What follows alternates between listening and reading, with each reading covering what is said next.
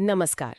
आज हम आपके लिए ओडिशा की एक बहुत ही पुरानी और खूबसूरत लोक कथा लेकर आए हैं। कहानी का नाम है उजलवती कन्या। जी। और चूंकि एक लोक कथा है तो इसका कोई एक लेखक नहीं है। ये तो सदियों से लोगों के बीच कही सुनी जाती रही है। बिल्कुल। पर हम सिर्फ कहानी नहीं सुनेंगे, हम इसके किरदारों को, उनके फैसलों को और कहानी में छिपे हुए गहरे संदेश है उनको समझने की कोशिश करेंगे। बिल्कुल, क्योंकि ये कहानी ऊपर से देखने में तो एक राजकुमारी, एक शिकारी और एक असुरनी की लगती है। हाँ, पर असल में ये आप कह सकते हैं सत्ता के खोखलेपन पर, साहस की असली परिभाषा क्या है और सुंदरता की अपनी शक्ति पर एक बहुत गहरी टिप्पणी है। अच्छा। ये कहानी ये सवाल पूछती है कि असली राजा कौन है, वो जिसके सर पर ताज है या वो जिसके मन में हिम्मत है। तो चलिए इस दिलचस्प कहानी के किरदारों और उनकी दुनिया को समझना शुरू करते हैं। कहानी शुरू होती है साधव के 7 बेटों से और उनमें जो सबसे छोटा था उसका नाम था भातंत्र। भात अंतर, हाँ, नाम ही कितना अजीब है ना, भात अंतर मतलब जिसे चावल से कोई लेना देना नहीं। और यही नाम उसके पूरे चरित्र को परिभाषित करता है। वो भात यानी समाज के बनाए जो नियम हैं, खेती-बाड़ी, गांव की जिंदगी। हाँ, इन सब से अलग। इन सब से बिल्कुल अलग है। वो सिर्फ मांस खाता है, बघेरे की छाल पहनता है और तीर धनुष के साथ जंगल में रहता है। ओडिशा की लोक कथाओं में अक्सर जंगल को, प्रकृति को समाज के नियमों से ज्यादा सच्चा और शक्तिशाली दिखाया जाता है। भात अंतर उसी परंपरा का हिस्सा है। अच्छा। वो किसी जाति या वर्ग में नहीं बंधा है।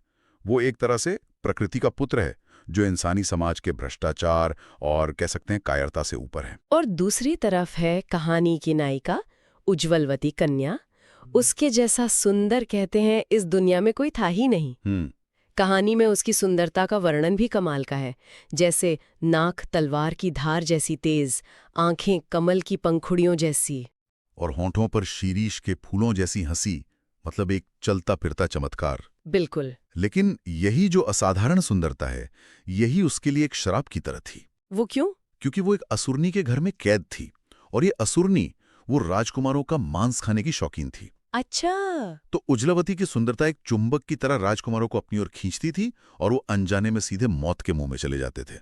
सुंदरता यहाँ एक चारा बन गई थी। और इसी चारे की तरफ खिंचा चला आता है बिलंका का राजकुमार। हाँ, वो उज्ज्वलावती से शादी करना चाहता है पर है बहुत डरपोक। उसे पता है कि कई राजकुमार उसे पाने की कोशिश में अपनी जान गंवा चुके हैं। हाँ। वो उसकी सुंदरता के बारे में सोचता तो है कि वो बिजली जैसी है, चांद जैसी है, पर फिर उसे अपनी जान की चिंता हो जाती है। हाँ। और वो सोचता है प्राण रहे तो सब है, मरने पर क्या देखूंगा। यही बात, एक राजकुमार जिसका धर्मी साहस दिखाना है, वो इतना कायर कैसे में हो सकता है? देखिए, ये सिर्फ डर और इच्छा का संघर्ष नहीं है, ये उस दौर के राजधर्म पर भी एक तरह की टिप्पणी है।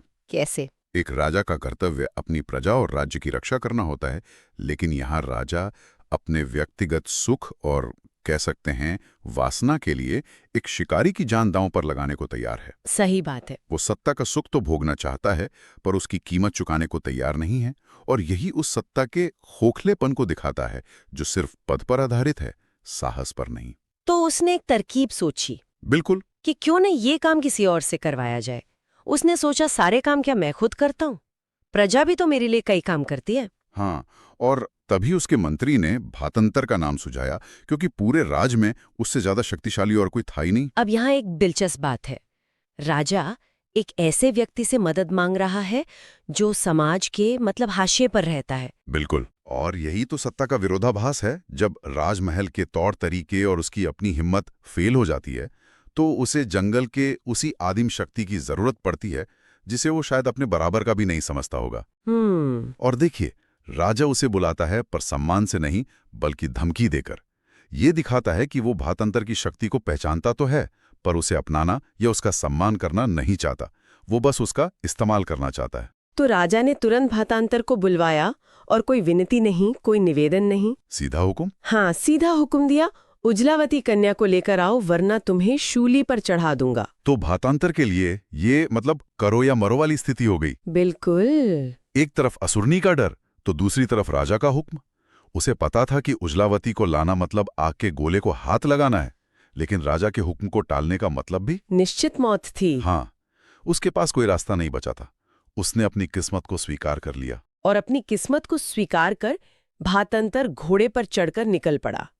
वो एक बहुत ही खूबसूरत तालाब के पास पहुंचा, जहां संगमरमर की सीढ़ियां थीं और चारों ओर फूलों का बगीचा था। बिल्कुल वैसी जगह जहाँ कोई परी उतर सकती है। हाँ, उसने अपना घोड़ा एक झुरमुट में छिपाया और खुद एक चंपा के पेड़ पर चढ़कर इंतजार करने लगा।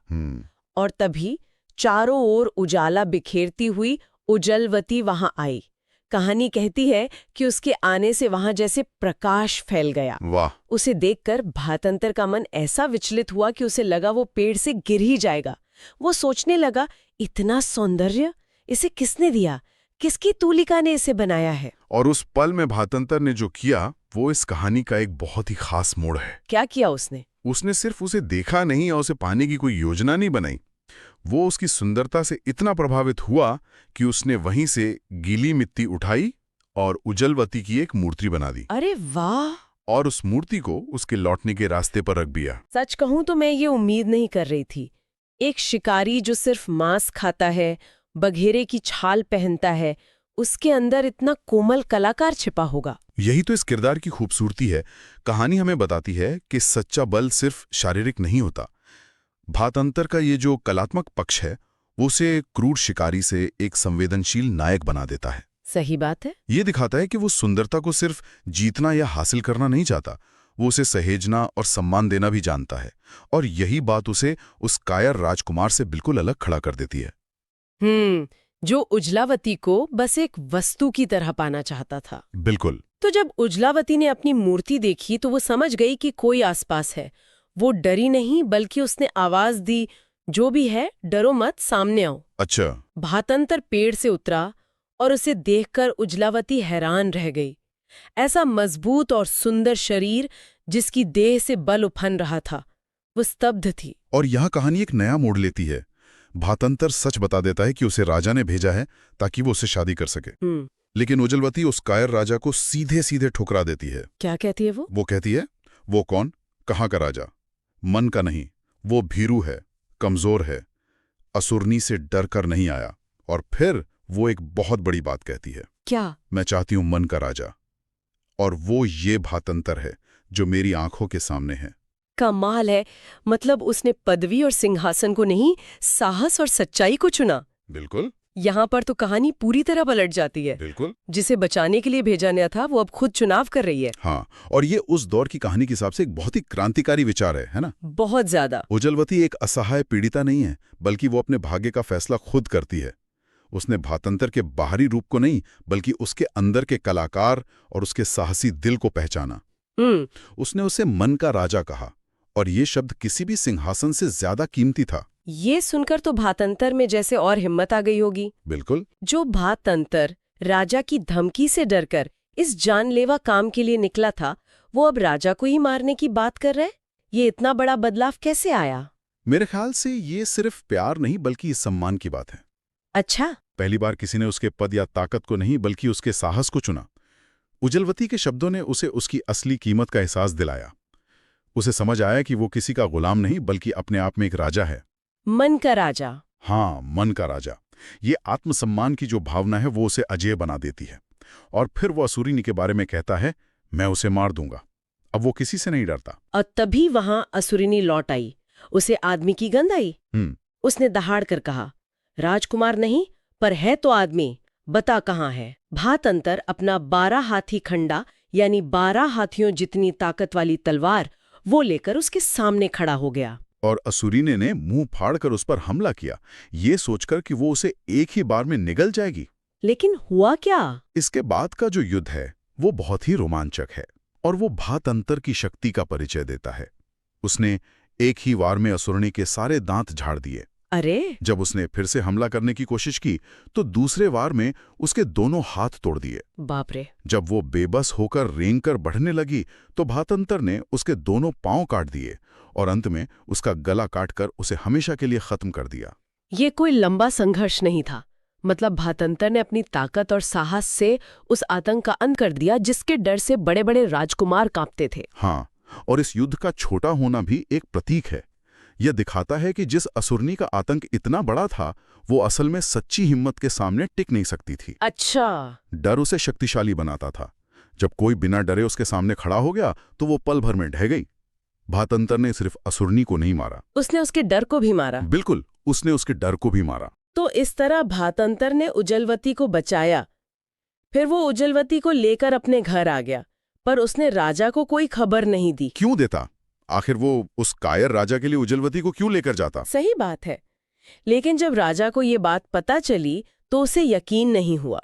वो गुस्से में बोला, उसने जादू किया है, मैं एक बार उसे देखूंगा, कन्या कोई देता है क्या? राजा को इतना गुस्सा क्यों आता है? उसे तो खुश होना चाहिए कि उसका काम हो गया और असुरनी भी मारी गई। उसे गुस्सा इसलिए आता है क्योंकि अब ये उजलवती को पाने की बात नहीं रह गई है, ये उसके अहंकार और उसकी सत्ता की बात है। भातंतर ने राजा को रिपोर्ट नहीं किया, उसने राजा की आज्ञा का पालन करके इनाम नहीं मांगा, उसने स्वतंत्र रूप से काम किया, जिससे राजा की सत्ता को सीधी चुनौती मिली। अच्छा। राजा का ये कहना कि कन्या कोई देता है क्या, ये दिखाता है कि वो उजलवती को एक वस्तु समझता है जिस पर भातंतर ने कब्जा कर लिया है। वो उसे देखना चाहता है ताकि वो अपने अधिकार को फिर से जता सके। ने नजर उठाई, उसकी सुंदरता देखकर राजा का सिर चकरा गया और वो वहीं गिरकर मर गया। अरे वाह, ये तो कहानी का सबसे शक्तिशाली और प्रतीकात्मक हिस्सा है ना? जी है ना। यहाँ न्याय किसी तलवार से नहीं होता, न्याय उसी सुंदरता से होता है जिसे राजा बलपूर्वक और धोखे से हासिल करना चाहता था। हाँ। जिस सुंदरता को पाने का साहस उसमें नहीं था, उसी सुंदरता को देखने भर की हिम्मत भी उसमें नहीं थी। उसकी कायरता ही उसकी मौत का कारण बनी। ये एक तरह का काव्य न्याय है। हाँ, कि शक्ति का दुरुपयोग करने वाला शक्ति के असली रूप को बर्दाश्त ही नहीं कर सका। बिल्कुल। इसके बाद भातंतर और उजलवती ने सुख से अपना घर बसाया। तो ये थी ओडिशा की लोक कथा उजलवती कन्या, एक ऐसी कहानी जो बताती है कि सच्चा हक और सम्मान वो पद से नहीं बल्कि साहस और मन की सच्चाई से मिलता है। बिल्कुल। राजकुमार के पास राज्य था, पर इनमें से कुछ भी नहीं था। और ये कहानी हमें गहरे सवाल के साथ छोड़ जाती है। क्या? कि इस कहानी में सुंदरता सिर्फ एक इनाम नहीं है, वो अपने आप में एक शक्ति है जो सही और गलत का फैसला करती है। हाँ, वो कायर को दंड देती है और साहसी को चुनती है। बिल्कुल। और ये हमें सोचने पर मजबूर करती है कि क्या हम आज भी किरदारों को उनके पद, उनकी उपाधि या उनके बाहरी दिखावे से आंकते हैं, या हम भी उजलावती की तरह उस मन के राजा को पहचानने की कोशिश करते हैं जिसके पास पद भले ना हो पर साहस और सच्चाई है। बहुत गहरा सवाल है। वीडियो देखने के लिए धन्यवाद। अगर आपको ये कहानी और हमारी ये चर्चा पसंद आई तो इस वीडियो को लाइक करें, शेयर करें और हमारे चैनल को सब्सक्राइब करना ना भूलें।